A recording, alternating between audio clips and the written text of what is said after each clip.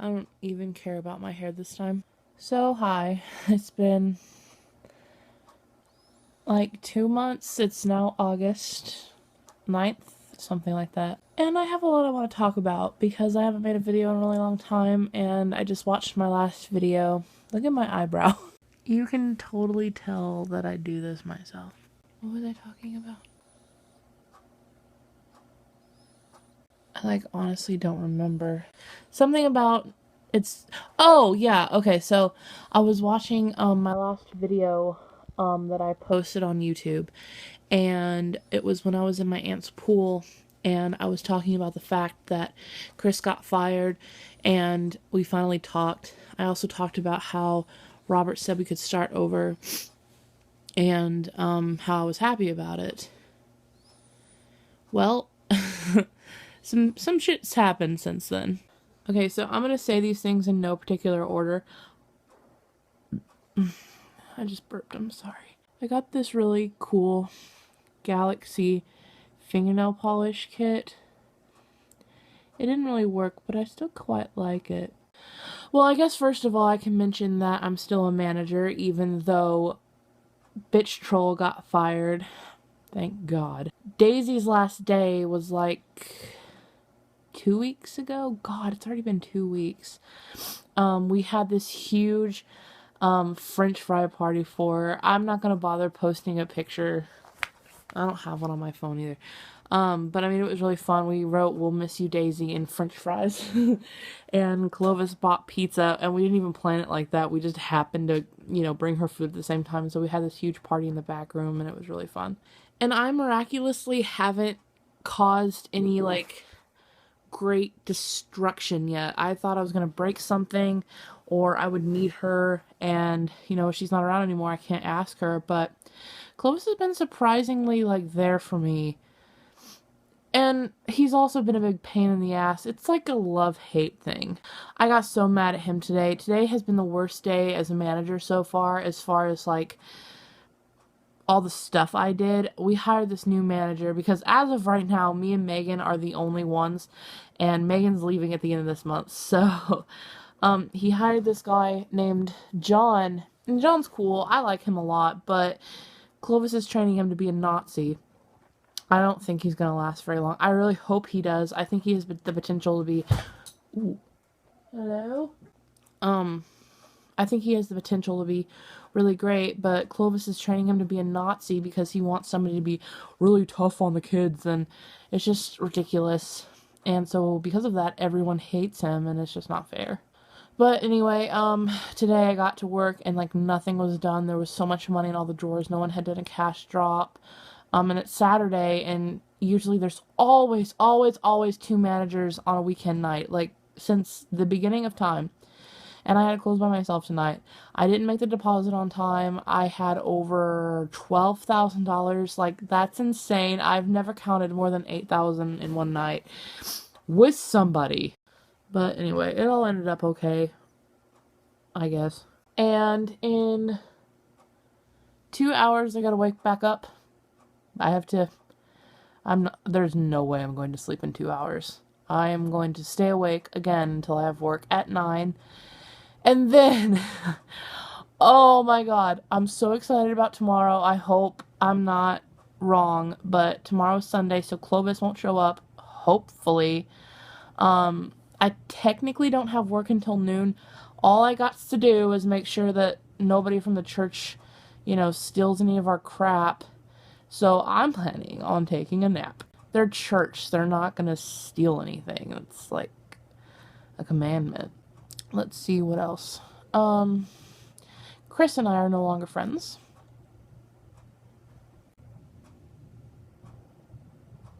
There's a cat on me. I texted him all the time, at least twice a week. And not in an annoying way, just hey, maybe we should hang out tonight. Not tonight. Maybe we can go to the movie tonight. Maybe later. Am I ever gonna see you again? Maybe. It was just I went through this with Robert enough that I'm done. And I had this realization that You know, if he wants to be friends with me, then he's going to be friends with me. And he hasn't been putting in any effort, and I just don't care anymore. I had a huge epiphany that, you know, friendship is not like that. It's a two-way deal. I don't want to be the pathetic girl at the end of this line. Yeah.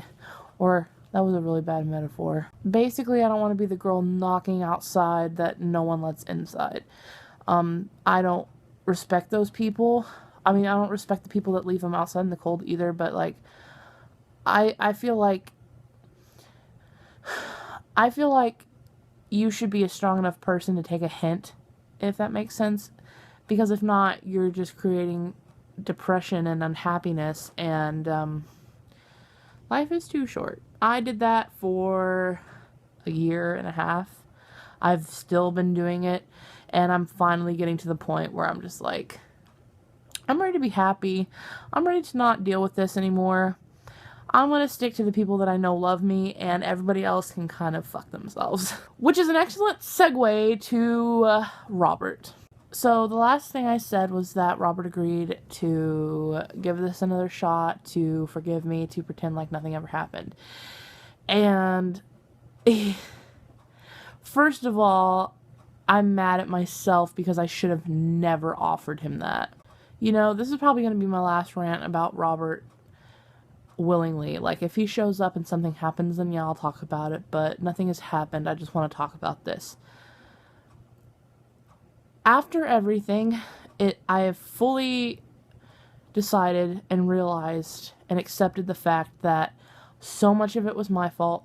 Probably more than half of it was my fault. But the thing that I keep forgetting about it is, one, and most importantly, my grandma died when I was trying to deal with all of this. I wasn't in any kind of right of mind. Like, I had just lost the most important person in my life. Sorry. I'm gonna cry. I'm gonna be emotional. And I realize that sucks, and I wouldn't want to deal with that either, but that's what friendship is. Like, going back to the friendship thing again. And not only that, but I feel like you should have put in just a little bit more of an effort because I shared my body with you. And secondly, I apologized so many times. I texted him, I called him, I messaged him, everything. I even told his mother to tell him, which was sad. But, yeah, just, I meant it, and he knew that I meant it. It was very, obvious that I meant it, and there's nothing that I can do anymore. I can't just keep asking for forgiveness. I mean, that's not going to be the rest of my life, you know? I need to accept the fact that I take the blame for a lot of it. I need to accept the fact that he told me we were fine and told me that, you know, everything was alright, and just move on. I mean, that goes back to the whole taking a hint thing. So, I regret giving him another choice because he didn't forgive me, even after I begged for it. And also, I have to remember that even though I take most of the blame, there was still a lot that he did wrong. And the stuff that he did do wrong was absolutely so shitty. Like, I realize you want to move out. You've been wanting it for a really long time. I understand. But you didn't even have a job. There was nothing preventing that man from staying home one more week. Or even like a couple more days. I mean, I'm falling apart and you're moving away from me. And that would have been hard enough to deal with without my grandma in the hospital. But nope, he had to move at that moment. And I helped him. I got in my grandpa's car and drove to Dallas with that idiot while my grandma was in the hospital. Again, that's something else that I fully did wrong. I need to calm down. And him not talking to me without telling me why. He could have had a very short discussion with me, even over text messages. A text message, breakup would have been bad enough, but it would have been 100 times better than just dropping me out of nowhere. But nope. I was texting him one day, and then just nothing. And I mean, that's been going on now for 6 months. And I mean, I talked about the time where he did text me back, but I realize now the only reason he did that was because he didn't know it was me texting him, and I kind of backed him into a corner. Not on purpose. I don't take the blame for that one. But anyway, he told me that, yeah, we'll hang out. I'll let you know when I have time. When I'm in Weatherford, I'll let you know when, I have money, we can hang out. And I was like, okay, well, I didn't really want to even hang out with you. I just wanted to know that we were okay. And, like, 2 weeks went by, and I thought he was in the middle of moving to wherever he was moving to. And he had told me it'd have to be after he moved, so I just figured he wasn't moved in yet. And then a girl from my work that used to flirt with him all the time, and he told everyone he hated her, came up to me and showed me these messages off Facebook of him saying, like, oh, I'll be in Weatherford tonight. Oh, we should hang out. You should text me. And, I mean, I think that's when I realized, like, that's absolutely the last straw. I'm done. And I'm sitting here, and I sit here, and I've sat here thinking, like, I don't know who this guy is. He is not the person that I met 3 years ago. He is not the person that I fell in love with. I don't know who this guy is, but I'm very, very afraid for him. And I know that sounds snooty and kind of like I'm just trying to hide my real feelings. I mean, I'm upset about it, but, I mean, he's just not the same person. And, this person that he is not a healthy person, and he's going to end up getting himself in trouble, hopefully not physically, but if not physically, then mentally. But I'm done. I've gotten over it. I've miraculously gotten over it for the most part.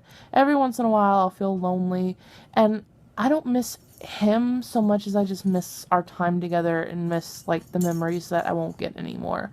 But I've realized that life will happen, and this isn't it. I'm just going through a rough time right now, and God will give me somebody that makes me happy, and whether it's just a friend or a boyfriend, I don't care, but, I mean, I'm going to have fun again. I'm going to have adventures again.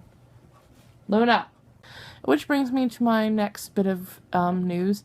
I'm moving out, hopefully, in October. It's August. It's officially 1 month away to go into September what? I'm officially 1 month away from going to Disney World. I got it that time. And I'm obviously so excited about that. And mostly about Harry Potter World. I might not leave. I'm sorry, my head got tired. And then when I get back from Disney World, I talked to these two girls that I went to high school with. One used to be a really good friend of mine. And we talked about it, and we decided to move in together if we can find a place that's affordable. I keep looking at myself because when I lay down, I get this fat buildup right here, and it looks gross. I'm actually, like, getting tired now, but I know if I fall asleep, it'll be worse than just staying up. And I have this headache that I've had since tonight because I had to count $12,000 by myself in an hour. Like, $12,000 is easy, but when you only have, like, half an hour to count it, it sucks ass. But anyway, life is definitely getting better, and I don't feel lonely. I don't feel hopeless anymore. I definitely feel lonely a lot, but again, if I move in with these girls, I think that'll end, and I'm just working a lot right now. Clovis told me tonight that he was thinking about bumping up my pay a couple of dollars, which would just be a dream come true. But anyway, I'll talk to you guys later, and thanks for listening to me rant. Do you want to say goodbye? She doesn't.